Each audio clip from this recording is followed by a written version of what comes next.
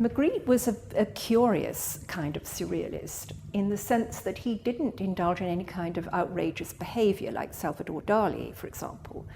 He wore conventional suits and a bowler hat. He pretended to be a kind of average Belgian businessman. But it was very much a kind of pose, really.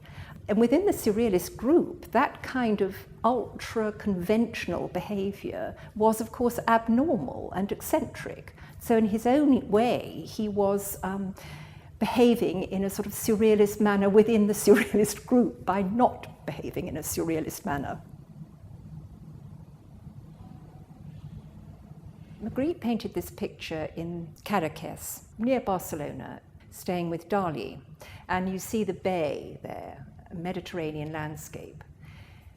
The painting's called Menacing Weather, and so that, of course, invites us to see the three objects floating in the sky as cloud forms that may turn into a tempest or something. Now, why these three objects? I mean, the torso, the tuba, the chair. Well, the torso and the tuba, anyway, turn up in quite a lot of Magritte's paintings. The torso, the female torso, as a sort of substitute for a female figure. The tuba as an enigmatic object that is often associated with the woman. And in this particular configuration, the pipe of the tuba pointing towards the female torso does have a sort of phallic connotation, it seems to me. So you've got a sort of sexual suggestion there. And she seems to be nuzzling up to the tuba.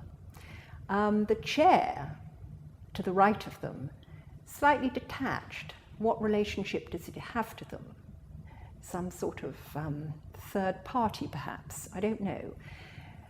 Magritte never explained his pictures. He always claimed that they did not come from dreams, but they are dreamlike in that the relationship between the objects is irrational and inexplicable, and it would require Freudian analysis, perhaps, to make some kind of story out of them, make some sort of sense out of the relationships. But he always leaves it to the spectator to put some kind of story themselves onto the objects that have been put together in this irrational way. His real popularity as an artist, and he is a very popular artist now and is often featured in not just books about surrealism and so on, but his work is often imitated by advertisers and so on the television. You often see pseudo-Magritian works. I mean, that really is a development of the 1960s, just shortly before his death in 1967. This coincides with the pop art movement, where a kind of popular imagery and a sort of mass-produced style becomes the order of the day, and Magritte could be seen very much as the figure who had initiated that within the surrealist movement, far more than someone like Dali.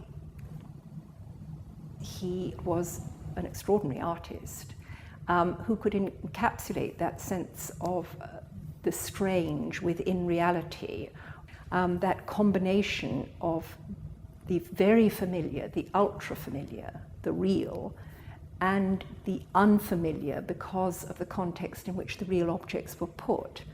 And that was really the definition of surrealism, that it does incorporate the real. It brings together the real and the imaginary. And that's what is sort of fused in paintings like this.